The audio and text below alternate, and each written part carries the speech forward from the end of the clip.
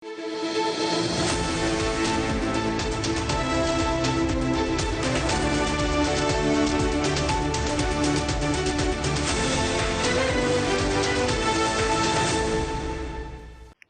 शेख साहब जी सलाम अलैकुम की हाल है? ठीक हो जी। मैनू बड़ा अफसोस होया कि उत्थे अपना मैं आप ही आ रहा मोहम्मद खान इत्थे ही तुहाडे कोल ही मैं आ रहा उत्थे ही।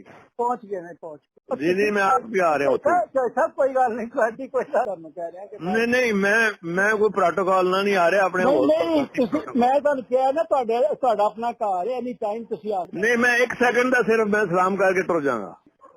मैं आ गया गल तो सुनो मैं आ गया ना नेड़े पहुंच गया यार की कर रहे पे मैं खाली सलाम। अच्छा सर एक काम और है सर, अब वो परसों जो 14 तारीख को डोगर का भी केस लगा हुआ है बेंच में दोबारा सर भी नकवी साहब हैं तो वो गुलाम मोहम्मद डोगर जो सर सीसीपीओ का केस कर रहा था ना सर, आपका जो सीसीपीओ था वो भी लगा हुआ है सर परसों, क्योंकि देखिए आप वो नेचुरल हटा दिए गए उनको तो रिप्लेस कर दिया, लेकिन केस अभी भी है सर, परसों लगा हुआ है 14 को सर। चलो मैं बात करता हूँ। तो मुजाहिर अली जोजा साहब जी जी मुजाहिर अली नकवी को लगाना जो मोहम्मद खान का केस है। अच्छा चलो मैं अज वो चला जाएगा इस्लामाबाद कह रहे थे इस्लामाबाद भेज देंगे अज तो फिर उस तो बाद वो जो प्रोसेस होंगे फिर वो किसी को कोशिश कर लेंगे पूरी बिल्कुल कोशिश कर लेंगे बिल्कुल। मुजाहिर अली अकबर नकवी ठीक है जी बड़ा दबंग है। हाँ नहीं है जानना। नाज़रीन ये जो आपने बातचीत सुनी, जब कुछ अर्सा पहले ये ऑडियो लीक्स आई तो उसके ऊपर हंगामा मच गया, क्योंकि ये रेफरेंस चौधरी परवेज़ लाई जो इस वक्त जेल में हैं उनके किसी दोस्त का या उनके किसी ऑफिस के वर्कर का नहीं था। ये रेफरेंस एक जस्टिस का था जो सुप्रीम कोर्ट के बेंच पे बैठते हैं, जस्टिस मुज़ाहिर नकवी साहब। उस वक्त ये कहा गया कि एक बड़ी घिनौनी कैंपेन है, जज साहब जो हैं वो बड़े अच्छे कद काठ के मालिक हैं, वो उनकी नीयत भी साफ़ है, उनका किरदार भी साफ़ है, उनको दागदार करने की कोशिश की जा रही है क्योंकि वो एंटी इस्टेब्लिशमेंट हैं, क्योंकि वो इमरान खान को इंसाफ फराहम करते हैं, क्योंकि वो बंदयाल साहब के साथ खड़े हुए हैं। तो ये मामला रुक गया। फिर उसके बाद सुप्रीम जुडिशल काउंसिल में एक दरख्वास्त गई, दरख्वास्त के अंदर बहुत सारी मालूमात फराहम की गई। उसके अंदर बताया गया कि मुज़ाहिर नकवी साहब के जो मामलात हैं वो इतने सादा नहीं हैं जितने के नज़र आते हैं। तो मुज़ाहिर नकवी साहब बज़ाहिर तो दुरुस्त आपको नज़र आते हैं, लेकिन अंदर खाने रियल इस्टेट के मामलात हैं, कम पैसों पे घर लेते हैं, ज़्यादा पैसों पे बेचते हैं, उनके फाइनेंशियल मौजूद हैं, उनके बच्चे मुबैना तौर पर उस वक्त हमें बताया गया केसेस लगवाते हैं, फिर वो कॉर्पोरेट सेक्टर से पैसा करते हैं, और एक बहुत बड़ा तूफ़ान उस दरख्वास्त के अंदर आया। सुप्रीम जुडिशल काउंसिल में जब ये मामला चला तो मुख्तलिफ हियरिंग्स के बाद आज सुप्रीम जुडिशल काउंसिल ने ये फ़ैसला किया कि मुज़ाहिर नकवी साहब को अपने ओहदे पर नहीं रहना चाहिए। ये किसी एक जज का मामला नहीं है, उस तमाम निज़ाम के उस प्लेटफॉर्म का मामला है जिसके ऊपर ये निज़ाम खड़ा है, यानी अदलिया का निज़ाम। क्या हमारे अंदर ऐसे जजेस मौजूद हैं जिस तरह के मुज़ाहिर नकवी साहब अब सुप्रीम जुडिशल काउंसिल की प्रोसीडिंग्स के बाद प्रूव हो गए हैं, या ये कोई ऑड केस था? जजेस को जब अपॉइंट किया जाता है तो क्या उनकी स्क्रूटनी नहीं होती? ये वो लोग हैं जिन्होंने ज़िंदगियों के और मौतों के फ़ैसले करने होते हैं, जो इज़्ज़तों को तबाह भी कर सकते हैं, जो इज़्ज़तों को बना भी सकते हैं, जो कारोबार को बंद भी करवा सकते हैं और कारोबार को चलवा भी सकते हैं। इनके हाथ में बड़ी ताकत है। लेकिन मुज़ाहिर नकवी साहब के केस के बाद तो ये साबित हुआ कि ये ताकत बहुत बुरे तरीके से गलत इस्तेमाल हुई है। दाऊद साहब, आपके लिए आज का फैसला हैरान कुन तो नहीं होगा, क्योंकि मैंने जब आपकी दरख्वास्त दोबारा पढ़ी तो उसके अंदर तो बहुत खौफनाक मालूमात हैं। आपके ख्याल में इनमें से कौन सी मालूमात के ऊपर सुप्रीम जुडिशल काउंसिल कन्विंस हुई कि मुज़ाहिर नकवी साहब को फारिग किया जाए? बहुत शुक्रिया तला साहब। सुप्रीम जुडिशल काउंसिल ने पहले शोकाज नोटिस के बाद जब दूसरा शोकाज नोटिस जारी करने का फैसला किया तो उससे पहले उन्होंने जो शिकायत कुनंदगान थे उनको सुनवाई के लिए तलब किया, और उस शोकाज नोटिस दूसरे शोकाज नोटिस से पहले जब सुनवाई हुई तो मैंने वहाँ पे कम से कम 40 से 50 मिनट तक वो तमाम दस्तावेजी सबूत फराहम किए सुप्रीम जुडिशल काउंसिल को जो मैंने अपनी कंप्लेंट्स के साथ लगाए हुए थे, और ये बात एस्टेब्लिश करने की कोशिश की, कन्विंस किया सुप्रीम जुडिशल काउंसिल को कि कम से कम 14 ऐसे इल्ज़ामात हैं जिनके ऊपर तहकीकात जो है वो होनी चाहिए। लेकिन सुप्रीम जुडिशल काउंसिल ने दूसरे शोकाज नोटिस में 10 हमारे जो इल्ज़ामात हैं उनके ऊपर जस्टिस मज़ाहर नकवी साहब से वजाहत तलब की, जिसमें जो मरकजी उनके ऊपर इल्ज़ाम था वो आमदन से ज़ायद असासाजात का था और बिलखसूस उस जायदाद का था जो उन्होंने लाहौर कैंट के अंदर ब्लैकमेलिंग के जरिए एक क्रिमिनली ऑर्गेनाइज्ड तरीके के जरिए एक मजबूर बेवा खातून को ट्रैप करने के बाद उससे औने पौने दामों खरीदी। और फिर ये भी एलिगेशन था कि ये जो प्रॉपर्टी खरीदी गई है इसकी जो अदायगी की गई है वो ये समझ नहीं आ रही कि जस्टिस मज़ाहर नकवी साहब ने कहां से की है, कैश से की है या अपने बैंक अकाउंट से की है या कहां से इसको इनको अदायगी जो है वो की गई है। तो ये 10 ऐसे इल्जामात थे जिनके ऊपर सुप्रीम जुडिशल काउंसिल ने ये जस्टिस मज़ाहर नकवी साहब से जो है वो वजाहत तलब की थी। और जस्टिस मज़ाहर नकवी साहब के ऊपर जो एलिगेशन था दूसरा, वो सबसे बड़ा इख्तियारात के नाजायज इस्तेमाल का था। वो इख्तियारात के नाजायज इस्तेमाल के ऊपर भी जस्टिस मज़ाहर नकवी साहब से वजाहत तलब की गई थी, जिसकी एक मिसाल, एक इल्ज़ाम के मैं आपको हवाला दे देता हूं कि जस्टिस मज़ाहर नकवी साहब के साहबजादों ने दयाल सिंह मेंशन लाहौर के अंदर, वो भी एक बड़ी महंगी कमर्शियल प्रॉपर्टीज हैं जहां पर बड़े महंगे दामों पर किराए के ऊपर जो है वो दफातर और मुख्तलिफ बिजनेसेस जो हैं वो होते हैं।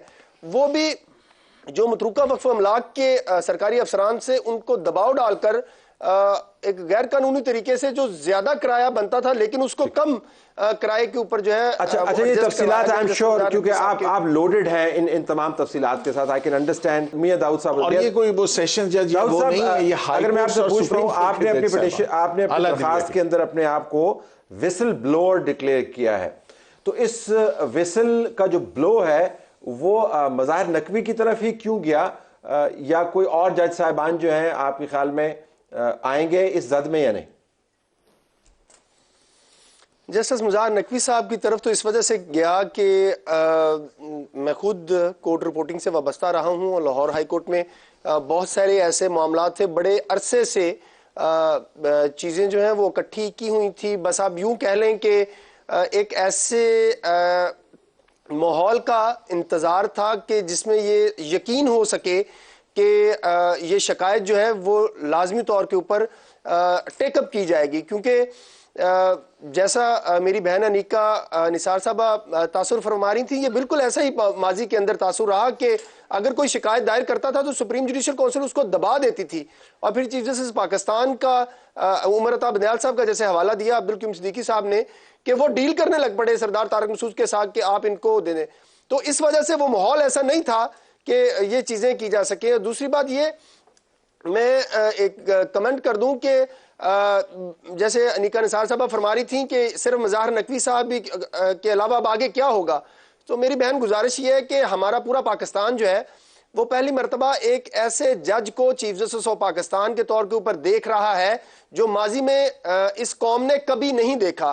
काजी फाजिसा एक जुर्रतमंद, एक दिलेर, एक ईमानदार, एक मजबूत असाब के मालिक जज हैं और उन्होंने अपने 5 माह की परफॉर्मेंस के दौरान उन मुकदमात को हाथ डाला है जो पाकिस्तान की तारीख में कभी किसी ने नहीं लिए। सो हम ये तवक्को करते हैं और हम सबको मिलकर इस बात का मुतालबा करना चाहिए कि चीफ जस्टिस काजी फाजिसा एक मरतबा अपने अदारे का मुकम्मल तौर के ऊपर एहतसाब कर दें। जो भी जज साहबान मुलव्वस हैं, उनके आमदन से ज्यादा असासाजात हैं, उन्होंने अपने घर के साथ 2-2, 3-3 प्लॉट फोर्स्ड परचेज किए हुए हैं, उनकी तहकीकात करें। दाऊद साहब, अगर मैं आपसे एक सवाल छोटा सा पूछ पाऊं, उसके बाद पहले के पास वापस आऊंगा, वो ये कि अगर इतनी तफसील के साथ, और दोबारा से मैंने जो आपकी दरखास्त पढ़ी है उसके अंदर तो बहुत ज़्यादा तफसील मौजूद है, अगर इतनी तफसील के साथ आपकी दरखास्त ना जाती और पीपल लाइक क़य्यूम सिद्दीकी अगर वी लॉग्स के अंदर मुसलसल इसको हैमर ना करते, तो जिस खुद एहतसाबी का आप जिक्र फरमा रहे हैं वो हो पाती है आपके ख्याल में? यूं कि ये इशू हो गया हाईलाइट, इसको मीडिया ने कर लिया कैप्चर, इसके ऊपर फिर आप भी लग गए और दूसरे लोग भी लग गए। अगर ये ना होता तो क्या इदारे के अंदर अपना इतना तड़ मौजूद है कि खुद अपने ब्रदर जजेस को टेक ऑन कर सके? तलत भाई, मैं मीडिया के प्रेशर को तो बिल्कुल क्रेडिट नहीं देता कि मीडिया के प्रेशर की वजह से इसका कोई फैसला हुआ या उसकी वजह से हुआ। मैं इसका सारा क्रेडिट जो है वो सुप्रीम जुडिशल काउंसिल के अरकान को देता हूं। मैं प्रेशर की बात नहीं, मैं हाईलाइट करने की बात कर रहा हूं। मैं हाईलाइट करने की बात कर रहा हूं क्योंकि हम सबको अपने अपने इदारों के अंदर पता है कि कौन कितने पानी में खड़ा है, और फिर आपको मेंटेन भी करना होगा। ब्रेक के बाद वापस आएंगे तो फिर दाऊद साहब के पास वापस जाएंगे, उनसे पूछेंगे क्या उनके ख्याल में और केसेस भी हैं या नहीं।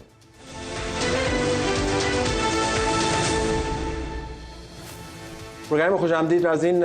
जस्टिस के निज़ाम में से जब सड़ान आने लग जाए तो फिर परेशानी होनी चाहिए, लेकिन साथ खुशी ये भी होनी चाहिए कि सड़ान का इस निज़ाम ने खुद ही इलाज किया है। एक जज पकड़ा गया है मिसकंडक्ट के ऊपर, इल्ज़ामात उसके ख़िलाफ़ बहुत संजीदा हैं। दाऊद साहब, अगर आप मुझे मुख्तसरन बयान कर पाएँ, आपके ख्याल में इस किस्म के और केसेस कितने मुमकिन तौर पर हो सकते हैं या आपके रडार पर हैं? नहीं, मेरे रडार के ऊपर ना कोई है और ना मेरे पास ऐसी कोई इंफॉर्मेशन है कि और कितने जो है वो जज साहबान के खिलाफ रेफरेंस या शिकायत। दाऊद साहब, ऐसे मैं एक बात कहूँ, जो मैंने आपकी दरखास्त पढ़ी ना उसमें जो मालूमात है ना, मुझे बिल्कुल एक्स2 लगे हैं। इब्न सफ़ी के नावल का किरदार, आपके पास इतनी तफसील है, आपको ये भी पता है कि किसने किधर से कॉल किया, किसके पास कितने पाउंड्स गए, तो आई वाज थिंकिंग कि आपके पास और केसेस भी होंगे। मैं आपकी इतनी तफसील का जवाब ये दे दूं कि 2013 से मैंने बिस्मा वारसी का मुकदमे की कॉपी तलत साहब अपने सीने से लगा कर रखी हुई थी। मैंने एक दफा नेशन के अंदर स्टोरी फाइल करने की कोशिश की थी, मेरी स्टोरी वो उस वक्त पब्लिश नहीं की गई थी। तो बिस्मा के केस का बैकग्राउंड बता दें लोगों का, रेफरेंस जो है उनको बता दें जी।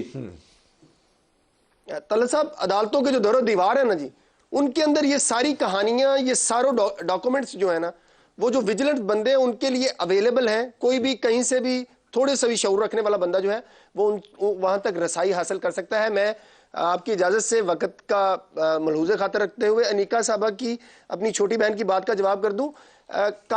ये बात दुरुस्त है, आप जिस बात की निशानदेही कर रही हैं कि अगर काजी फायज़ साहब पहली दफा आए हैं, ये अफसोसनाक कह लें, ये खुशकिस्मती कह लें कि पाकिस्तान में काजी फायज़ जैसा चीफ जस्टिस पहली मरतबा बना, इससे पहला कोई नहीं था। और हम ये तवक्को करते हैं कि जो बुनियाद और जो मेयार, जो तरीक़ाकार, जो जुर्रत काजी फायज़ सेट करके जा रहे हैं, उनके बाद आने वाले जो जज हैं, चीफ जस्टिस अगले चीफ जस्टिस, मुमकिन चीफ जस्टिस सैयद मंसूर अली शाह साहब, वो भी इससे आगे चलेंगे, तब ही हमारा निज़ाम अदल जो है वो बेहतर होगा। अगर सिर्फ हमारा निज़ाम अदल बेहतर हो जाए तो पाकिस्तान के 80% मसाइल जो है वो हल हो जाए।